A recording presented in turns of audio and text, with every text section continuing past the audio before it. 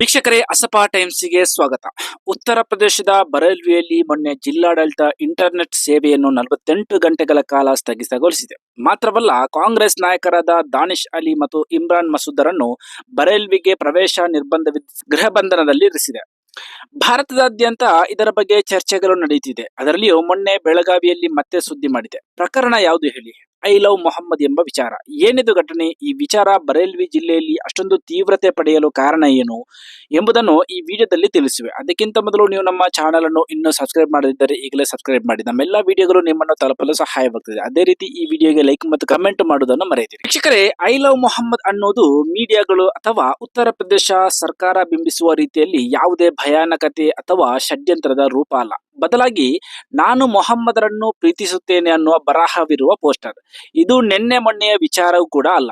ಪ್ರವಾದಿ ಮೊಹಮ್ಮದ್ ಸಲ್ಲಲ್ಲಾಹು ಅಲೈಹಿ ವಸಲ್ಲಂ ರವರು ಹುಟ್ಟಿದಾಗಿಂದ ಇವತ್ತಿನವರೆಗೂ ಅವರನ್ನು ಪ್ರೀತಿಸುವ ಎಲ್ಲರೂ ಹೇಳುವ ಮಾತಿದು.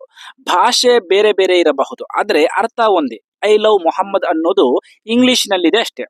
ಆದರೆ ಉತ್ತರ ಪ್ರದೇಶದ ಬರೇಲ್ವಿಯ ಪೊಲೀಸರಿಗೆ ಅದು ಏನು ಮೈ ಮೇಲೆ ಬಂತು ಗೊತ್ತಿಲ್ಲ. ಐ ಲವ್ ಮೊಹಮ್ಮದ್ ಎಂಬ ಪೋಸ್ಟರ್ ಹಾಕಿದ ಇಬ್ಬರು ಯುವಕರ ಮೇಲೆ FIR ದಾಖಲಾಗುತ್ತದೆ. ಅದು ಅಲ್ಲಿಯ ಮುಸಲ್ಮಾನರನ್ನು ಕೆರಳಿಸುವಂತೆ ಮಾಡಿತು.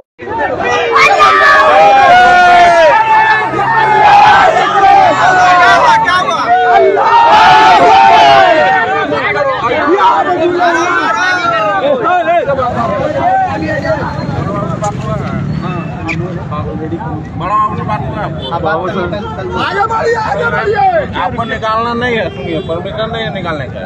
अभी वहाँ वो खड़ा हो रहा था, उनको हम मना किए, बड़ा बाबू की बात कर रहे हैं। अलग अलग व्यक्ति को नहीं बात करवाएंगे, ये मना है।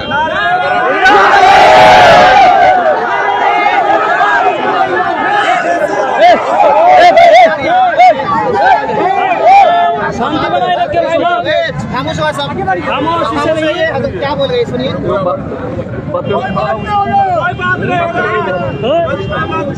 कल है ना वो बात की है, कल बात हुई। रुको रुको रुको रुको, गुलाम ये रसूल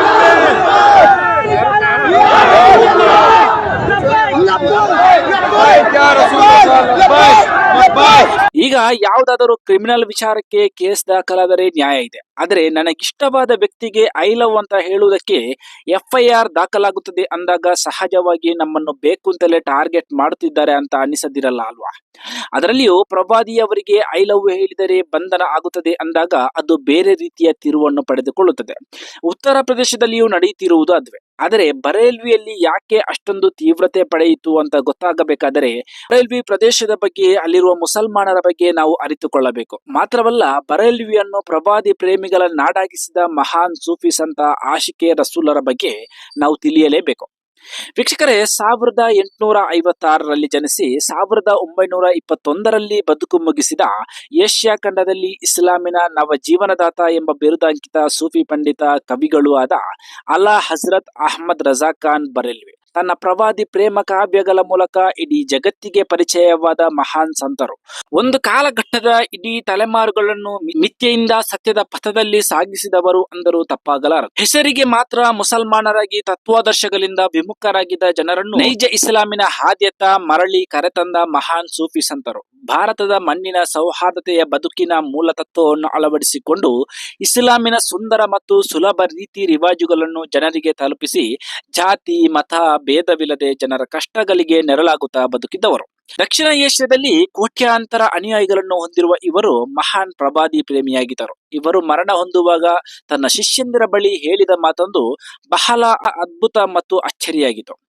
ಅದು ಏನಂದ್ರೆ, ನನ್ನ ದೇಹವನ್ನು ಮಲಗಿಸುವ ಕಬರನ್ನು, ಅಂದ್ರೆ ನನ್ನ ದೇಹವನ್ನು ದಫನ್ ಮಾಡುವ ಕಬರನ್ನು ಒಬ್ಬ ವ್ಯಕ್ತಿಗೆ ನಿಲ್ಲುವಷ್ಟು ಎತ್ತರದಲ್ಲಿ ನಿರ್ಮಿಸಿ. ಕಾರಣ, ನಾನು ನನ್ನ ಪ್ರಾಣ ಪ್ರೇಮಿಯಾಗಿರುವ ಪ್ರವಾದಿ ಸಲ್ಲಲ್ಲಾಹು ಅಲೈಹಿ ವಸಲ್ಲಮರನ್ನು ಭೇಟಿಯಾಗಲು ಹೋಗುತ್ತೇನೆ. ಅವರು ನನ್ನ ಕಬರಿಗೆ ಬಂದಾಗ ನಾನು ಎದ್ದು ನಿಲ್ಲಬೇಕಿದೆ. ಇದರಿಂದ ನಮಗೆ ಅರ್ಥವಾಗಬಹುದು ಅವರು ಎಂತಹ ಪ್ರವಾದಿ ಪ್ರೇಮಿಗಳು ಎಂದು. ಅವರ ಮೂಲ ಮಂತ್ರವೇ ಪ್ರವಾದಿ ಪ್ರೇಮವಾಗಿತ್ತು. ಅವರು ರಚಿಸಿದ ಮುಸ್ತಫಾ ಜಾನೆ ರಹಮತ್ ಪೇ ಲಾಖೋ ಸಲಾಂ ಎಂಬ ಪ್ರೇಮ ಕಾವ್ಯ ಶತಮಾನದ ನಂತರವೂ ಲೋಕದಾದ್ಯಂತ ಇಂದಿಗೂ ಬಳಕೆಯಲ್ಲಿದೆ.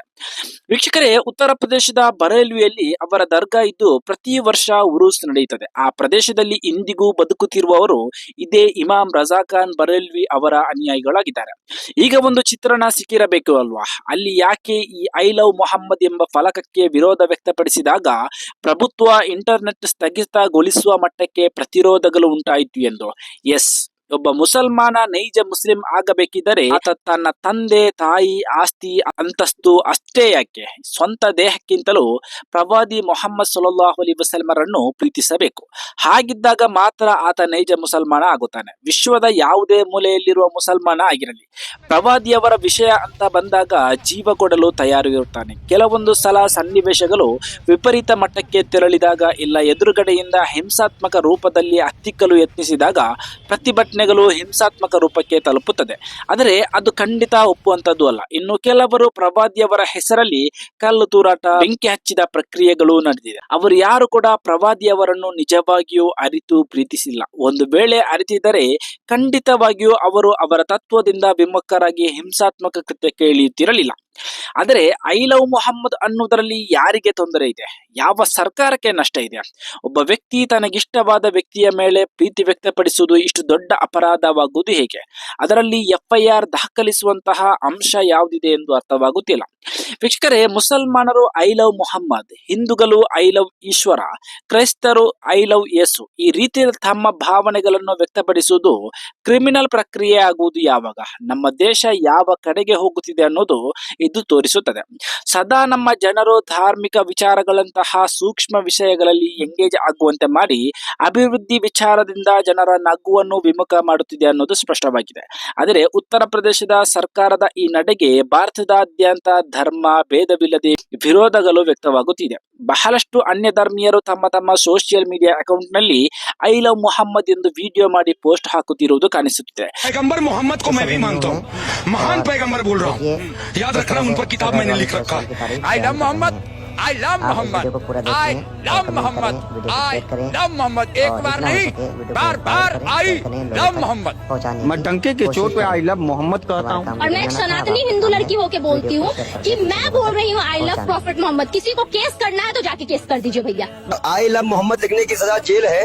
अगर वो मौत भी लिख देते, अगर वो कहते कि उन ये नाम लेने पे मौत सजा है तो हम हंसते हंसते फांसी चढ़ने को तैयार हैं। जेल है। अगर वो मौत भी लिख देते, अगर वो कहते कि उन ये नाम लेने पे मौत सजा है तो हम हंसते। ಪ್ರಭುತ್ವಗಳ ಇಂತಹ ನಡೆಗಳು ದೇಶ ಕಟ್ಟುವ ಕೈಗಳನ್ನು ಕಟ್ಟಿಹಾಕಿ ಇನ್ನಷ್ಟು ಕಂದಕಗಳನ್ನು ಉಂಟು ಮಾಡುವುದರಲ್ಲಿ ಸಂಶಯವಿಲ್ಲ. ಈ ಬಗ್ಗೆ ನಿಮ್ಮ ಅನಿಸಿಕೆ ಏನು ಎಂದು ಕಾಮೆಂಟ್ ಬಾಕ್ಸ್ ಅಲ್ಲಿ ತಿಳಿಸಿ. ವೀಕ್ಷಕರೇ, ಇದು ಇವತ್ತಿನ ಅಸಪ ಟೈಮ್ಸ್ ವಿಶೇಷ ಸುದ್ದಿ. ಈ ಮಾಹಿತಿಯನ್ನು ನಿಮ್ಮವರಿಗೆ ತಲುಪಿಸಲು ವಿಡಿಯೋವನ್ನು ಶೇರ್ ಮಾಡಿ, ಸಬ್ಸ್ಕ್ರೈಬ್ ಮಾಡುವ ಮೂಲಕ ನಮ್ಮನ್ನು ಬೆಂಬಲಿಸಿ. ಧನ್ಯವಾದಗಳು.